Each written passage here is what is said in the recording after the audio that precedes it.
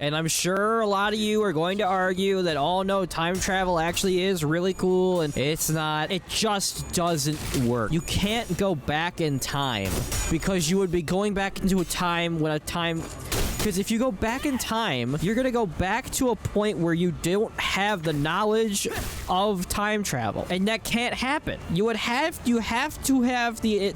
make the time travel machine to go back in time. Then you're going to go back in time to a point where you don't even know what time travel is. Like, how are you supposed to... So you would go back in time with all the knowledge that you have right now, but you're going to go back into time to a time where you don't have any of that knowledge. And then there's two of you existing at the same time, and that's always the rule. Like, oh, you can't touch your past self, because if you touch your past self, then it creates a time paradox. For it to work, you would have to split time into two separate timelines. And I think that's where the Berenstein Bear thing comes from, and the Mandela effect and everything. That at a certain point, like, something happens, and then the timeline splits, and that's why we have Donald Trump as president. And at some point, the timeline split, and that's why we have Insane Clown Posse as well. We could have lived in a timeline that didn't have Elon Musk or ICP, or we could have had a timeline where Filthy Frank never quit being Filthy Frank. That would kind of, damage my brand a little bit, if you know what I'm saying. It's up for, hey, the trademark's up for grabs. Hey, you can't blame your papa for seizing an opportunity, okay? I saw a hole in the market. I saw a hole in that market, and I took it for myself. But yes, I hate time travel. I think it's an annoying, stupid gimmick that doesn't work. I think people like time travel because, like, they want to figure out how to make it actually work, and it just doesn't work. The closest that it ever got to technically working would have been Lost, and they fucked that up. Because that was always, like, the question of, like, why is the island so special? Why does it have healing powers?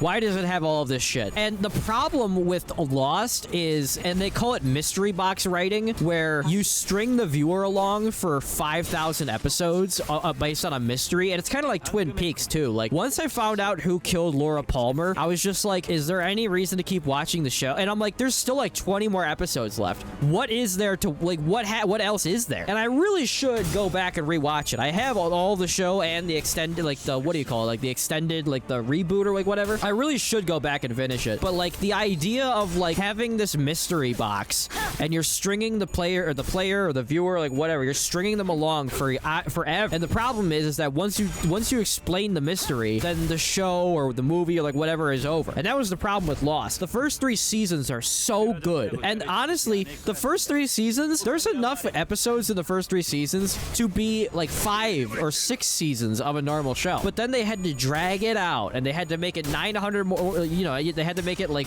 I forgot how many episodes it had, but it ended up having 6 seasons. But if they would have ended Lost the way that I say they should have ended it, where if you're going to introduce time travel, then allow them to travel in time before they even got into the mess, and then the timeline splits or like whatever, and then it's a different airplane crashes on the island, and then that kind of would have opened the show up for a sequel, and they just put, there's a whole nother group of survivors that crash on the, or what they should have done.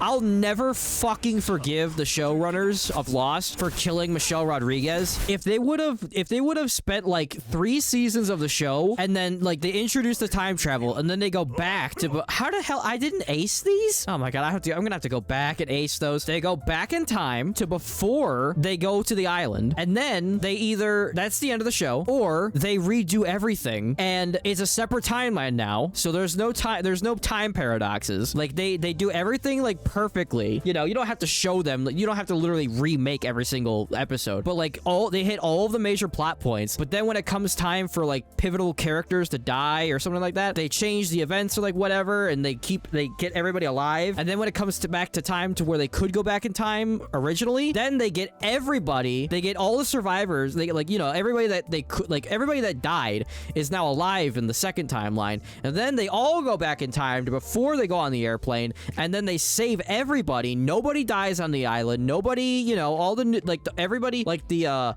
others, all the others have survived now because they were able to go back in time with the knowledge to perfectly recreate the timeline, but only change the things that were necessary to keep the others alive. And then they bring as many people as they can back in time the second time, and then they just never go back to the island, and then everything is fine. But even that doesn't work because you can't control the 800 other people that died on the airplane. They're still gonna, they still might get on the airplane, and you can't control the fact that there was other people that got to the island before them.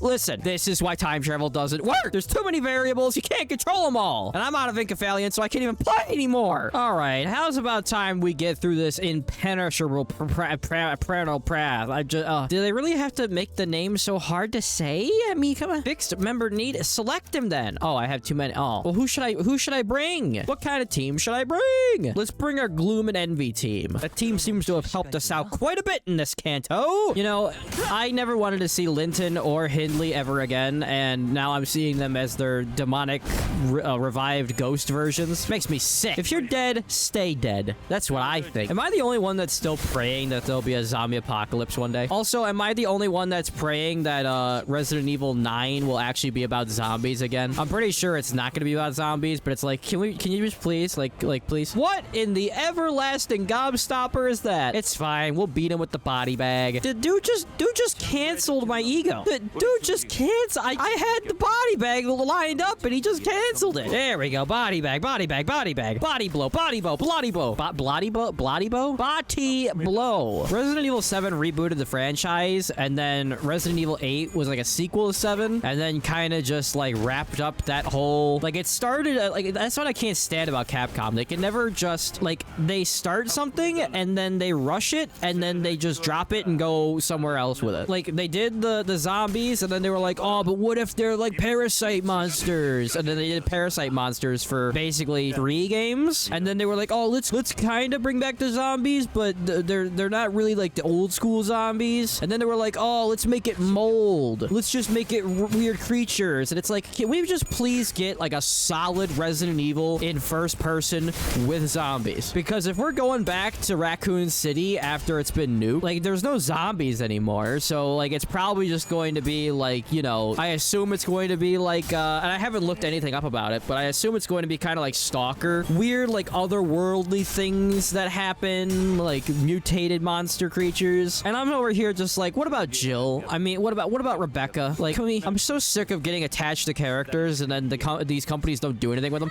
And I'm also just done with Capcom anyway, because I'm sick of it. Like every time they remaster Onimusha and then they censor the characters. And it's like, why am I I'm not going to support this company if they're just going to keep censoring their own games. And like, I really don't, oh my god, we're fighting the ghost of our hag beauty. God damn it. I really don't understand Capcom, because it's like, they give us Lady D and they're like, oh yeah, they really liked Lady D. Let's start censoring the women in our games. It's like, what? And it's like, they'll have Jurihan waving her feet at you. They'll give us Lady D, who literally sucks blood out of your palm with her, and then show, like, you know, struts around the mansion with her giant vazams. But then they censor cleavage in Onimusha 2. And don't think I didn't notice that shoe dangle that they had in the trailer for Resident Evil 9. So it's like they're flirting with like the foot guys. And it's like, Capcom, can you pick a lane? The fan service that they choose to put front center and then censor another, it doesn't make any sense. And then you might say, oh, well, it's different teams working on different